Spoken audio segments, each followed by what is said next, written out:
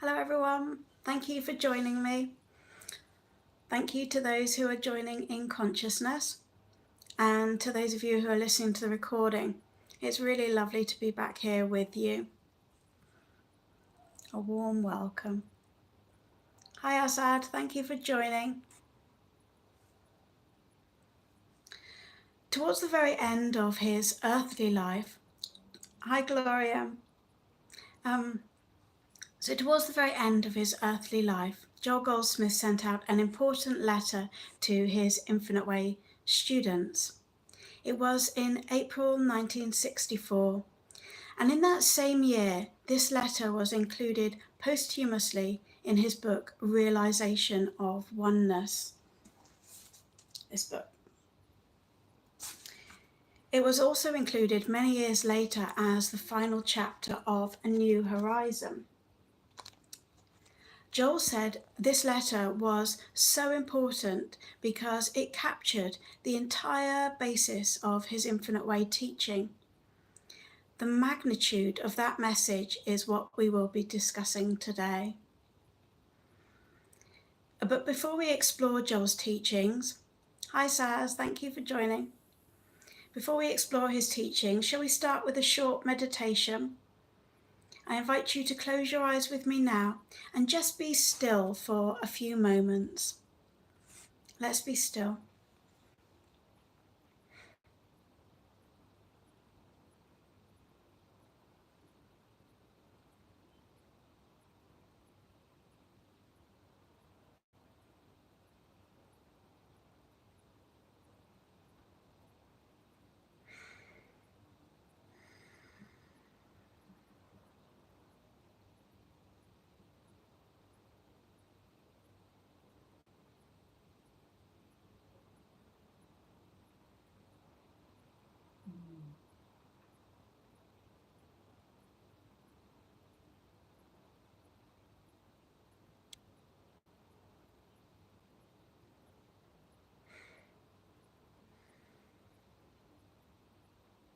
Thank you.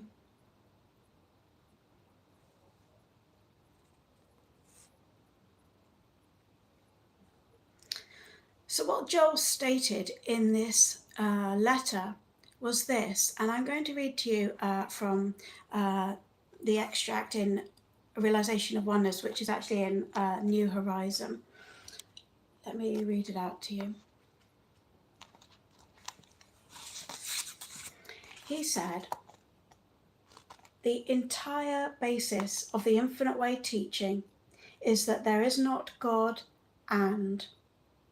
There is not God and health, or God and strength, or God and immortality, or God and activity, or God and supply. There is only God manifesting as. Hello to those of you who've just joined us. Lovely to be here with you. So God, in Joel's teaching, is appearing as form. And he was encouraging his students to, again, I'll read you a quote from here, encouraging his students to see with new eyes that which is invisible, hear that which is inaudible, and know that which is unknowable. This is Christ consciousness. Liz and Marty Parker at goldsmithglobal.org have a great study guide on this chapter if you'd like to explore it in more depth, and I've included their link in the description. I also co-host a monthly Zoom study group on the book A New Horizon, and you're very welcome to join us for that. There's no charge for the meetings and no need to have the book. All are welcome. Details of the Zoom links are in the description. So the wisdom that Joel's sharing here is to remain in conscious awareness of ourself. And the emphasis here is on conscious awareness of our spiritual self, that invisible one, the spirit that I am. And doing that in the face of all hypnotic appearances, seeing that only that presence, that mind, is really here. Another quote, this time again from the same chapter, on page 106 in my book. Joel says, "The moment you see God and, you are hypnotized. The moment you see a mortal material world, you are hypnotized. And from then on, there is no possible way to get rid of the appearance."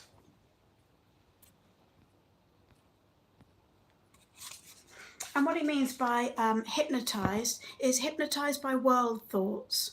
Hello, Carol. Lovely to be here with you too. So when Joel's talking about being hypnotized, he's referring to hypnotized by beliefs, world thoughts, or carnal beliefs, as he calls it. Now, I've been sharing with you extracts from a spiritual book written by Smyth called The Young Man and the Old Man. And in a previous live stream, I mentioned that Vic introduced us to a character called the Disillusioned Man. And I've linked that video in the description. This man was so hypnotized by his own thoughts that in his mind, they appeared to be reality. No one else could see what he saw. It was his own delusion. So after visiting Disillusioned Man, the young man in the story had questions. He couldn't quite understand what he'd just witnessed. So his companion, the older man, elaborated further. And I'm going to read you another extract from Vic's book now, and then we'll discuss the spiritual principle that he's sharing. Just to explain before I read the extract, the old man uses the word one when referring to spirit or consciousness. In other words, the reality of omniscience, omnipresence, and omnipotence. So let me just draw up that extract from you now. Okay. So the old man says, "Don't you see, young man? First man and first woman were disillusioned by their false beliefs. They are just like the disillusioned man up in the tree, saving himself from the flood waters. The disillusioned man believes that there are flood waters, and as he believes that there are flood waters, so it is done to him. If you could look through his eyes, you would see flood waters, for they exist in his mind. First man and first woman believed in a land apart from one." And as I said, one means spirit here. "They had this seed of doubt, this feeling within that anything they would find had to be imperfect. They felt that separating themselves from one would be wrong. So they found a land that was wrong. And they felt that they were punished by one for leaving one. So they felt hunger. They felt fear. They saw a dead animal. All these were real to them, but one knew it was all an illusion. One knew that these things existed for first man and first woman because of their fear that what they were doing displeased one. First man and first woman could have turned back to one at any time. But they believed that as a punishment, they would never find one again. Still, one had compassion on them as for a lost, hungry child. So it is with your beliefs, young man. You believe in a bad land filled with hungry, bitter people. You feel despondent as to how one allows all of this to exist. But this is what you see through your eyes, young man. One does not see your illusion. Just as you did not see the disillusioned man's floodwaters, one does not see the hungry, bitter people. These hungry, bitter people exist only in your mind. When you call out to one to mend a twisted limb, one answers you as you answered the disillusioned man. There is no twisted limb. You are mistaken. You see, young man, the only reason that there is any discord is because you have been taught all your life that the discord you see is real. But they are, in reality, just like the floodwaters of the disillusioned man. So what the old man is explaining is that spirit doesn't see what the human mind believes is there. Spirit only sees the truth itself as the only existence. Now that's profound. Does anyone have any comments or questions or anything they'd like to share at this point? Thank you to those who have just joined. We're sharing the spiritual teachings of Joel Goldsmith.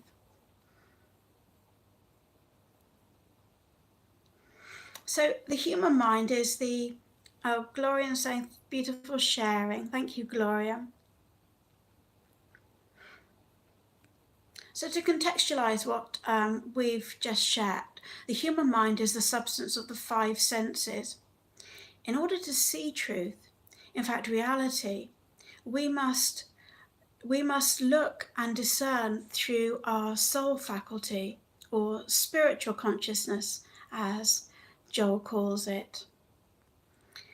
Hi Asad, young man's learning the truth about reality, the spiritual reality that the old man is sharing with him.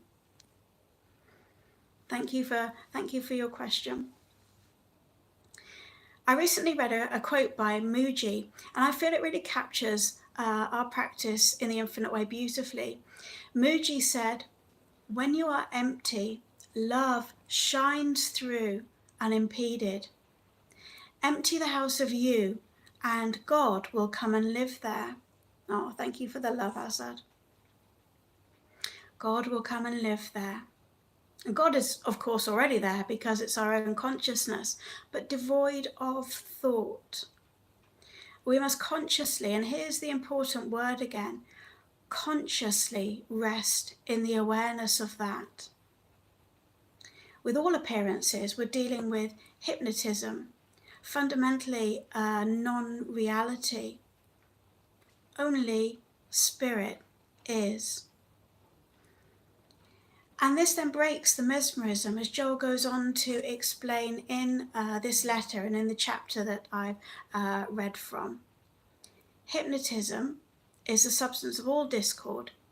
In fact, it's the substance of the entire material world.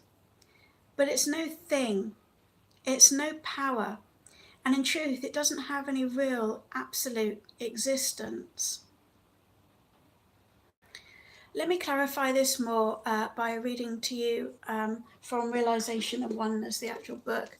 And he clarifies here this practice beautifully. So he said, there is a God maintaining and sustaining the integrity of this universe. And it is perfect, except when we see it through a glass darkly.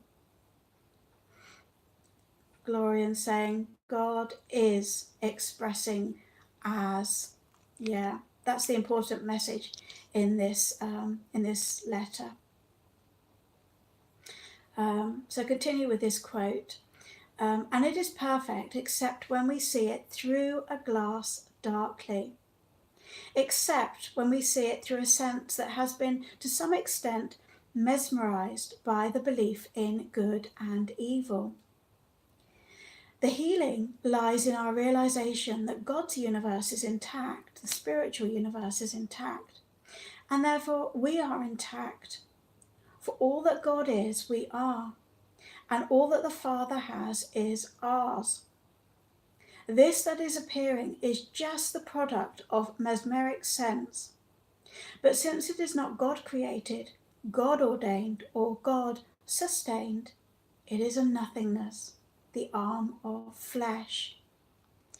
And he goes on to say, as we abide in this truth of the unreal nature of evil, it begins to dissolve before our very eyes, because it does not exist as a person, and it does not exist as a condition.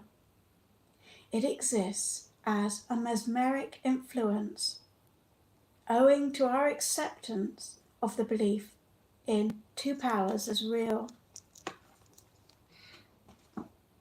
Hello to those of you who've joined. It's lovely to be here with you.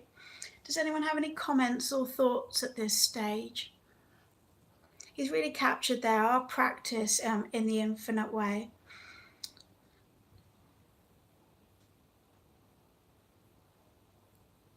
When I was contemplating this live stream, it occurred to me that there are two ways that Joel's principle of know and can be understood. The first, as we've discussed, being the realization that spirit is the substance of all that is true and real, and then abiding in that. That's the practice and the basis of spiritual healing in the infinite way. But also that no and refers to the fact that there's no personal sense that's abiding in truth, because that in itself suggests a sense of duality or separation. And I know this may sound as though I'm playing with semantics, but it's such an important distinction that governs the success of our practice. And I'll try to explain what I mean by that. In my 20s and 30s, I used to enjoy long distance running. Gloria's saying, God is the substance of all form. Yes, consciousness, God is the substance of all form. So doing long distance running enabled me to experience being in what's called the zone. There was no sense of me running. Running was just happening. It happened all by itself. I, Heather, as a doer, was completely out of the picture. And you may have experienced something similar similar yourself. For example, when you're dancing, reading, really absorbed in a book, observing something in nature perhaps, painting, singing. Obviously there are infinite ways to be immersed in spirit. And this is precisely what we do in meditation. Maybe we begin with a sense of me meditating, communing with God, and then that shifts into oneness. No me and spirit, just God, just consciousness, just being, radiating and living as the perfect peace that I am. Are there any final comments? Would anyone like to say hello? Please feel free to say hello in the comments if you're listening to the recording.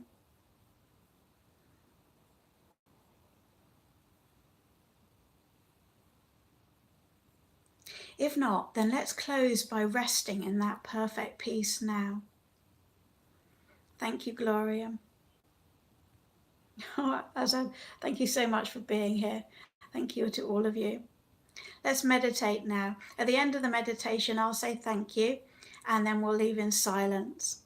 And I'll look forward to joining you again next month on the 3rd Saturday of October. Okay then, let's be still.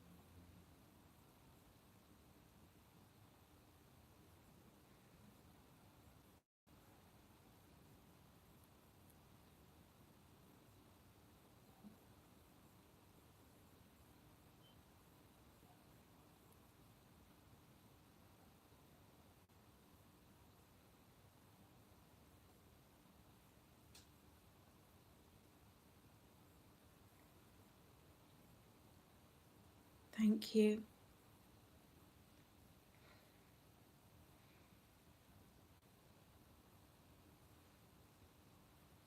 Thank you.